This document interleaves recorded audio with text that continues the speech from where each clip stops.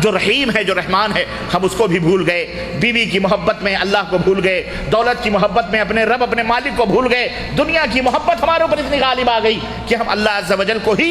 بھلا بیٹھے اور اللہ کے احکام کو ہم نے ترک کر دیا، چھوڑ دیا اور رب ذوالجلال کے نافرمان بندے بن گئے، جس کی وجہ سے رب کی رحمتیں ہم سے روٹ گئیں، رب کی رحمتیں ہم سے دور ہو گئیں، رب کی رحمتوں کے نزول کا سلسلہ ہمارے اوپر اور اس دنیا کے اوپر بند ہو گیا۔ میرے عزیزو، پلٹو اپنے رب کی طرف، پلٹو اپنے مالک کی طرف اور اللہ کی رحمتوں کے مستحق بنو، اللہ کی برکتوں اور نعمتوں کے مستحق بنو۔ اللہ آج بھی ہے، کل بھی تھا اور قیامت تک اور اس کے بعد بھی اللہ ہمیشہ سے ہے اور ہمیشہ رہے گا۔ اللہ لا الہ هو الحی القیوم لا تأخذہ سنۃ ولا نوم۔ اللہ وہ ہے جو ہمیشہ سے قائم و دائم حی ہے، زندہ ہے، ہمیشہ رہنے والا ہے، اسے اونگ تو نیند ہے، اس رب کو، اس مالک کو اونگ تک نہیں آتی، جھپک بھی نہیں آتی۔ ہم اور آپ سوتے ہیں، وہ جاگتا ہے، اسے نیند تک نہیں آتی، اونگ تک نہیں آتی۔ اس مالک کے بندے اللہ کے فضل و کرم سے ہیں۔ اور یہی نہیں بلکہ اللہ کے نبی صلی اللہ علیہ وسلم نے تو اللہ کی رحمتوں کی اتنی تعریف کی ہے،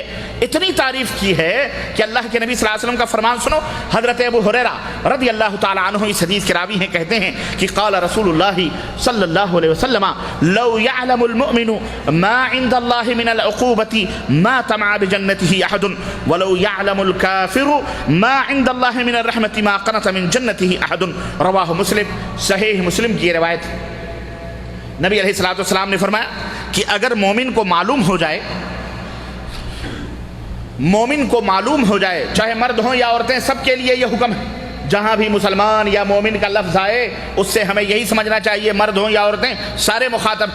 اللہ کے رسول صلی اللہ علیہ وسلم فرمایا اگر مومن کو یہ معلوم ہو جائے، اگر مومن کو یہ معلوم ہو جو اللہ تعالیٰ کے پاس عذاب ہے، سنو،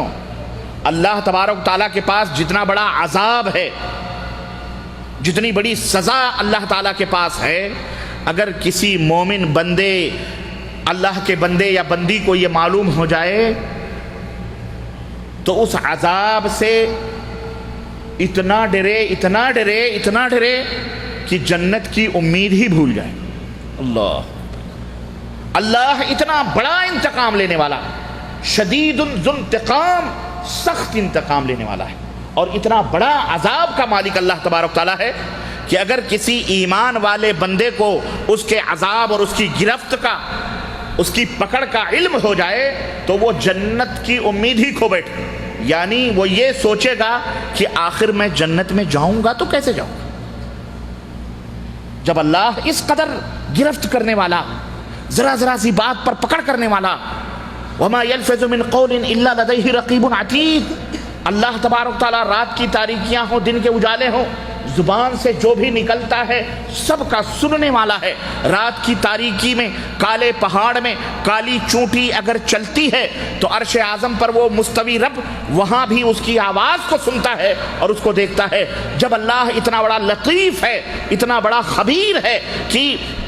ما تسرون وما تعلنون، جو اپنے سینے میں چھپاتے ہو، جو ظاہر کرتے ہو، اللہ اس کی بھی خبر رکھتا ہے، دلوں کی دھڑکنوں کا بھی اس کو علم ہے۔ اگر اور اس کے اوپر اللہ تبارک تعالیٰ گرفت کرنے والا، اس کے اوپر عذاب دینے والا، اگر اللہ کے اس عذاب کا کسی ایمان والے بندے کو علم ہو جائے تو وہ جنت میں جانے کی امید ہی نہ کرے، جنت میں جانے کی امید ہی کھو بیٹھتا ہے، کھو بیٹھے گا وہ، اتنا سخت عذاب ہے اللہ تعالیٰ کا۔ اور سنو، یہ تو مومنوں کے بارے میں، اور اللہ کی رحمت کے بارے میں اللہ کے رسول صلی اللہ علیہ وسلم فرمایا وَلَوْ يَعْلَمُ الْكَافِرُ، اور اگر کسی کافر کو یہ علم ہو جائے،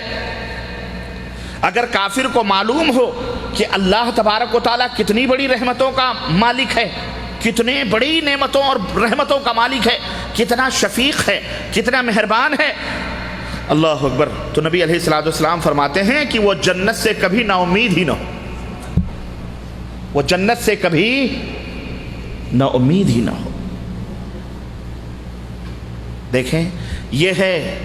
عقیدہ ہمارا اہل سنت والجماعت کا۔ حضرت عمر بن خطاب رضی اللہ تعالیٰ عنہ نے فرمایا کہ اس رب کی قسم ہے جس کے ہاتھ میں میری جان ہے،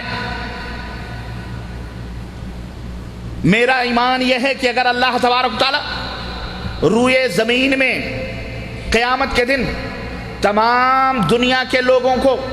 جنت میں جانے کا حکم دے،